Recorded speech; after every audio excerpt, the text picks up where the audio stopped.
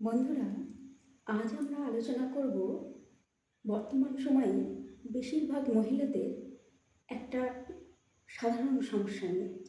সেই সমস্যাটি হলো পিসিওডি বা পলিসিস্টিক ওভারি। এখন খুব অল্প বয়স থেকেই মেয়েদের মধ্যে পলিসিস্টিক ওভারির সমস্যা দেখা দিচ্ছে।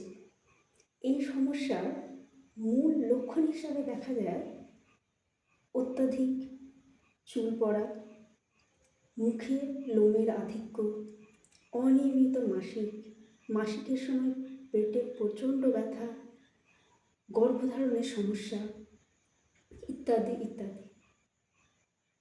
এই সমস্যাগুলি যাতে সম্পূর্ণরূপে কিওর করা যায় তার জন্য আমরা আমাদের লাইফস্টাইল চেঞ্জ করতে পারি, যোগাসনের অভ্যেস করতে পারি, প্রাণায়ামের মাধ্যমে আমরা এই সমস্যার সুরাহা করতে পারি। এখন আমরা দেখে নেব যে কোন কোন পন্থা অবলম্বন করলে আমরা এই সমস্যা থেকে সম্পূর্ণরূপে মুক্তি পেতে পারি। চলুন প্রথমেই আমরা দেখি যে পিসিওডি থেকে মুক্তি পেতে গেলে আমরা কোন কোন যোগাসন করব। প্রথম আসনটি হলো বাটারফ্লাই করতে গেলে প্রথমেই আমরা পা দুটিকে এইভাবে জড়ো করে সামনে নিয়ে আসবো আমাদের সামনে, এবং দুই হাতটা এইভাবে ধরব, ক্রস করে পায়ের নিচে এরকম ধরব, মেরুদণ্ড সোজা রাখবো এবং ভাঁজ করা অংশটা যতটা সম্ভব টান টান করে ওপর নিচে করব। শ্বাস প্রশ্বাস স্বাভাবিক রাখবে। এই আসনটি প্রতিদিন অন্তত 10 থেকে 15 মিনিট করুন। এমনভাবে করবেন যেন পায়ের পেশির টানটি সম্পূর্ণরূপে অনুভব করতে পারে। এরপর দ্বিতীয় আসনটি হলো ক্যাট কাউ আসন। এর জন্য প্রথমে দুটি পা হাত করে দুটি হাত কাঁধ বরাবর সমান করে রাখবেন। এরপর যখন আমরা শ্বাস নেব তখন মাথাটাকে উপরে তুলব এবং কোমরটাকে ভেতরে ঢুকিয়ে দেব, এবং যখন শ্বাস ছাড়ব তখন কোমরটিকে যতটা সম্ভব নিচে ঢুকিয়ে দেব।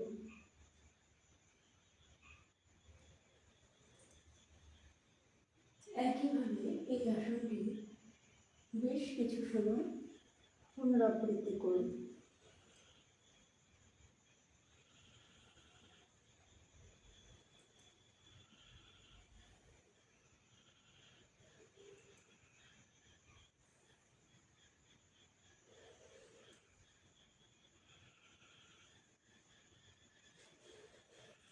এরপর তৃতীয় আসনটি হল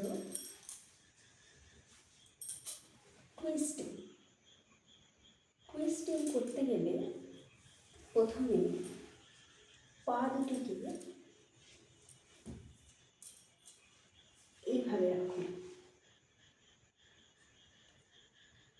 মনে রাখবেন হাঁটুর মুখ যেদিকে আছে সেই দিকে আপনার হাত থাকবে, আপনার মুখটিও সেদিকে থাকবে এবং পিছনের দিকে থাকবে।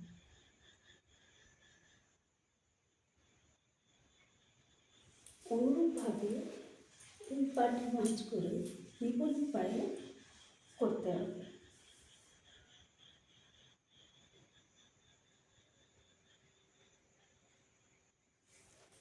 শ্বাস প্রশ্বাস স্বাভাবিক রাখবেন। এই আসনটিও বেশ কিছুক্ষণ করুন। এর পরবর্তী আসন হল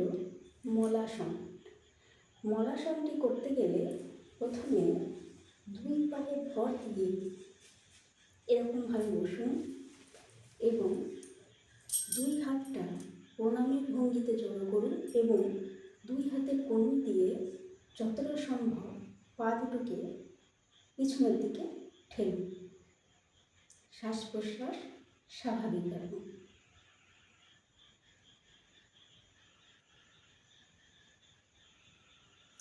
পরবর্তী আসনটি হল ভুজঙ্গাসন। ভুজঙ্গাসন করতে গেলে প্রথমে উপুড় হয়ে শুয়ে পড়ুন। হাত দুটোকে বুকের কাছাকাছি রাখুন। তারপর যতটা সম্ভব শরীরটাকে পিছনের দিকে ঝুঁকিয়ে দিন।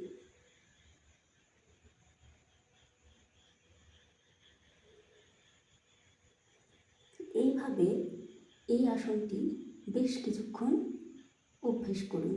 প্রতিবার খেয়াল রাখবেন শ্বাস প্রশ্বাস যেন স্বাভাবিক থাকে।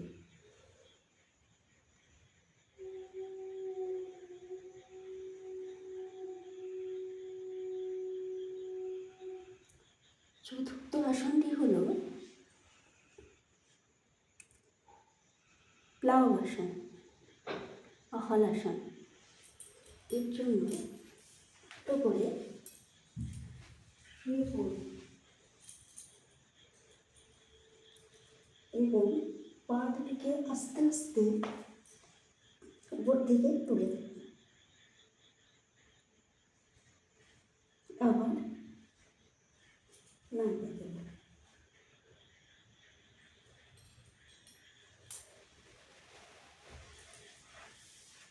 এই আসনগুলি করলে আপনি নিশ্চিতভাবে আপনার পিসিওডির সমস্যার উপকার পাবেন। এছাড়াও আরও কিছু প্রাণায়াম আছে যেগুলি করে আমরা পিসিওডি বা পলিসিস্টিক ওভারির সমস্যা থেকে মুক্তি পেতে পারব।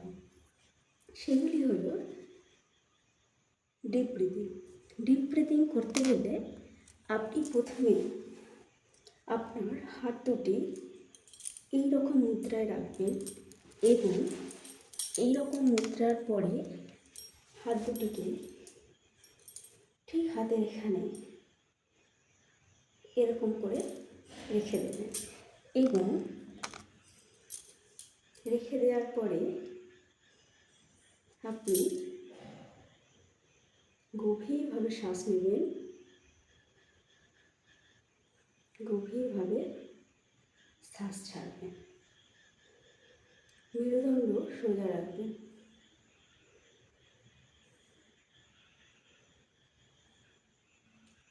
এবং পরবর্তী প্রাণায়ামটি হল কপালভাতি। কপালভাতি করতে গেলে আপনি প্রথমে গভীরভাবে শ্বাস নেবেন এবং নাকের সাহায্যে শ্বাসটিকে আস্তে আস্তে ছাড়বেন,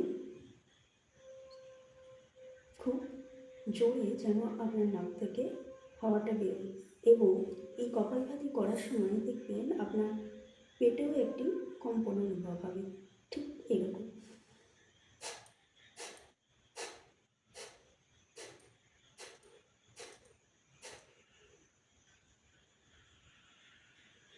এই তো গেল যোগাসন এবং প্রাণায়ামের কথা। এছাড়াও কিন্তু আপনি আপনার লাইফস্টাইল পরিবর্তনের মাধ্যমেও পিসিওডির সমস্যা নির্মূল করতে পারেন। এর প্রথম এবং প্রধান উপায়টি হল পর্যাপ্ত পরিমাণে অন্তত দিনে 7 থেকে 8 ঘন্টা গভীরভাবে ঘুমানো, কোনো রকম ডিস্টারবেন্স ছাড়া। দ্বিতীয়টি হল প্রচুর পরিমাণে নিজেকে হ্যাপি রাখা। কোনোভাবে স্ট্রেস নেবেন না। স্ট্রেস কিন্তু আপনার পিসিওডির সমস্যাকে বহুগুণে বাড়িয়ে দিতে পারে। এছাড়াও জাঙ্ক ফুড বা ফাস্ট ফুড খাওয়া, তেল অতিরিক্ত পরিমাণে খাওয়া, এইগুলো কমিয়ে দিতে হবে। ফাস্ট ফুড খাওয়াই চলবে না। এড়িয়ে যে প্রক্রিয়াজাত খাবার, ময়দা, চিনি, তেলে ভাজা এইগুলো খাওয়া কম করিয়ে দিন বা পারলে একেবারে বন্ধ করে দিন। প্রচুর পরিমাণে ফল খাওয়ার অভ্যাস করুন। এই প্রাকৃতিক নিয়মগুলো আপনি যত আপনার জীবনশৈলীর মধ্যে যোগ করে নিতে পারবেন, ততই দেখবেন আপনি আপনার সমস্যা থেকে খুব সহজে মুক্তি পেয়ে গেছেন। ভালো থাকুন।